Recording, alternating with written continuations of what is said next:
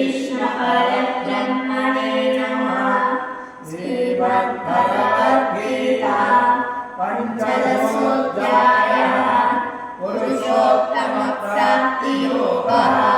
श्रीभगवानुवाच ऊर्ध्वमूलमदशाकम् अस्वत्थं प्राहुरव्ययम् छन्दांसि यस्य पर्णानि यस्तं वेद स वेदविदुः। अधश्चोर्ध्वं प्रसृतास्तस्य शैवाः पुनः प्रवृत्ता विषयप्रवालाः।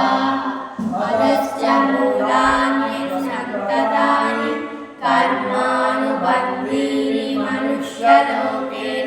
न रूपमस्येह ततोपलभ्यते नान्तो न चारिं न च सम्प्रतिष्ठाम्।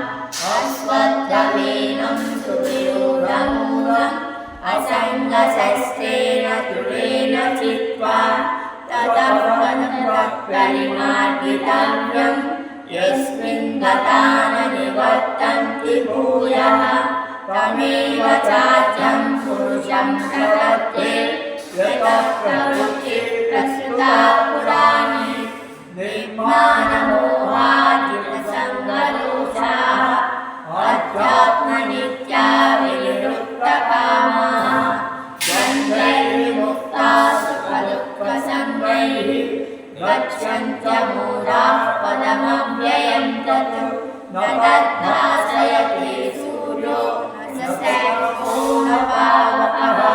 यद्गत्वा न निवर्तन्ते तद्धाम परमं मम। ममैवांसो जीवलोके जीवभूतः सनातनः। मनःषष्ठानीन्द्रियाणि प्रकृतिस्थानि पश्यति। शरीरं यदवाप्नोति यच्चाप्युत्क्रामतीश्वरः।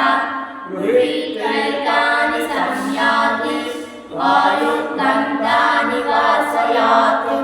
श्रोत्रं चक्षुस्पर्शनं च रसनं घ्राणमेव च।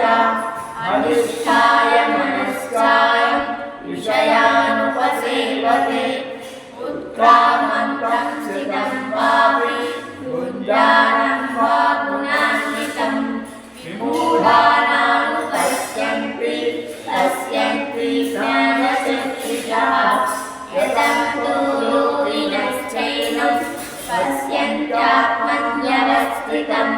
यतन्तोऽप्यकृतात्मानो नैनं पश्यन्त्यचेतसः। यदादित्यगतं तेजो जगद्भासयतेऽखिलं। यच्चन्द्रमसि यच्छाखौ तत्तेजो विद्धिमामकम्। भावाविश्य च भूतानि धारयाम्यहमूर्जसा। पुष्णामि चोषधि सर्वाः सोमो भूत्वा रसात्मकः।